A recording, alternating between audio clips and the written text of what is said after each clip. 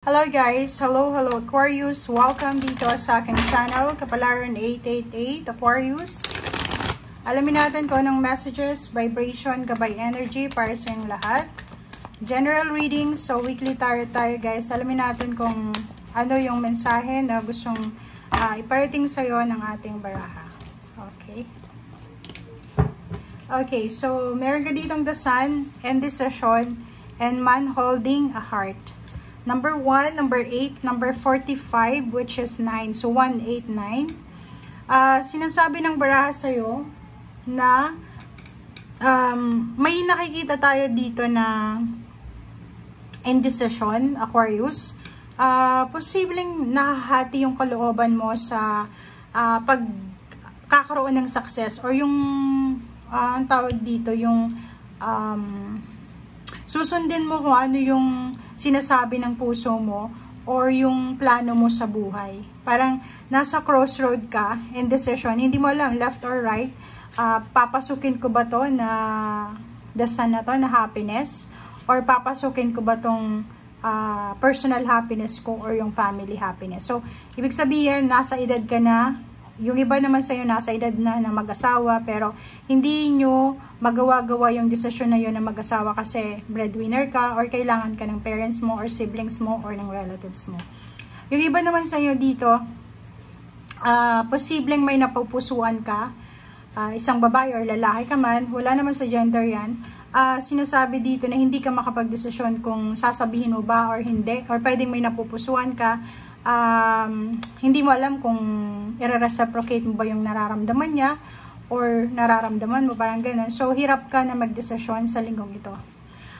Nakikita ko sure dito na maraming good news tungkol sa relationship, tungkol sa family, tungkol sa peace and harmony, sa pagbubuntis, mga babies. Ang daming babies dito, especially water sign energy. So if you're in a relationship with water sign, Pisces, Scorpion, Cancer, nakikita natin dito na magiging sobrang saya kayo ng partner mo or ng parents mo or ng siblings mo or kung sino man ito.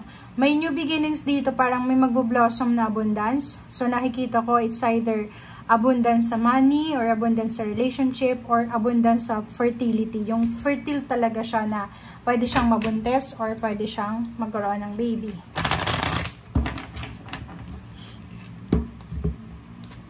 Okay, heart chakra. So, yun. So, kung makikita mo dito, lumabas yung stability sa heart chakra. Sinasabi ng heart chakra sa'yo dito na kung ano man itong decision making mo between dito sa crossroad na yan, left or right na decision making, dapat daw ay para sa stability, para hindi ka magkamali sa decision mo, dapat isipin mo na etong decision making mo is para sa stability ng puso mo. So, eto ay para sa'yo, para makabuti to sa kalooban mo. Magiging masaya ka ba sa decision na yan? Magiging maayos ba yung mindset mo?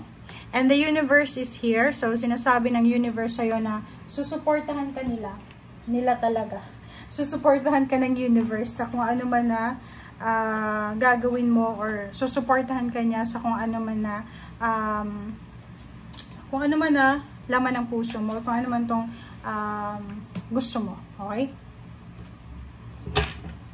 And sobrang generous ng universe sa ngayon kasi yun na nga, yung universe tapos heart chakra, stable siya. So, pwedeng mag-shower ng blessings of love, blessings of new beginnings sa buhay mo, Aquarius. So, marami dito. Yung mga Aquarius na babae na hindi mabuntis, pwedeng mabuntis na kayo. Or pwedeng yung iba na gusto ng mag-asawa. Yun, mahihilo kayo, mahihirapan kayo mag-desisyon kung mag-aasawa na ba kayo or hindi pa.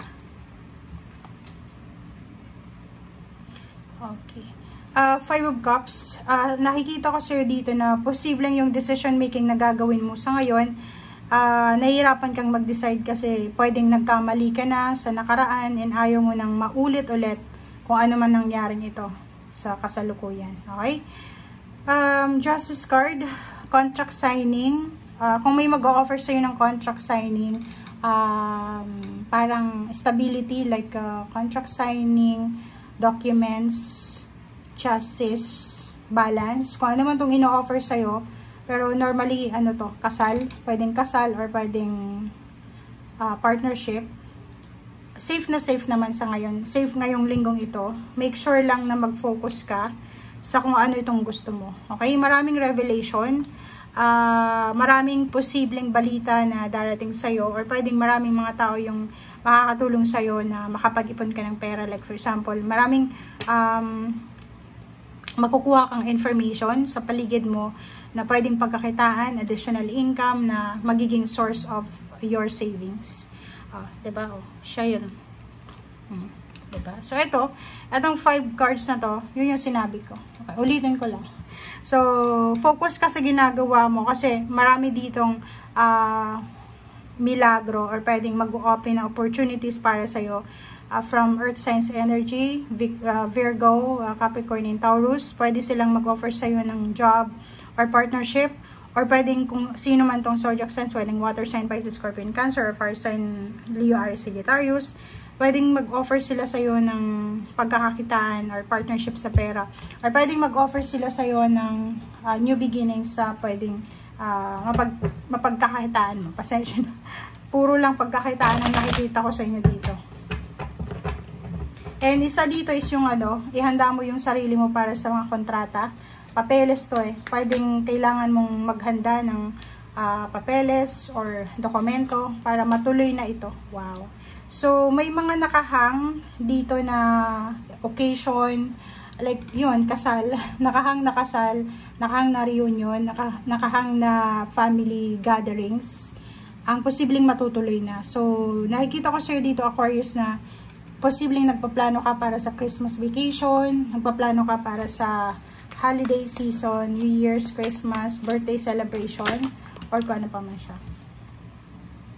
Okay, 5 of Pentacles, and reverse na. So, ang nakikita ko sir dito, hindrance to. So, isa sa posibleng dahilan kung bakit hindi mo matuloy-tuloy etong plano mo na to. Kasi, marami kang plano pinaplano mo kung ano yung mga susunod mong actions, ganito.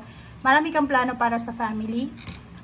Pangarap mo yung makapag-spend time sa family during holiday season, Christmas, birthdays, fiestas, or kung ano pa man tong occasion. But the problem is, wala kang pera, or problema dito is kulang ka sa funds, or problema dito is hindi mo masyadong napaghandaan palagi yung mga plano mo. Pero, ang nakikita ko sir dito, kung sino man ito na nagpaplano para sa kanilang family events, pwedeng get together to, reunion ang nakikita ko, ay posibleng matuloy na siya. Matutuloy na siya, it's either wala ka mang pera o mayroon kang pera, matutuloy na ito. Okay, so thank you for watching guys, and see you again. Bye!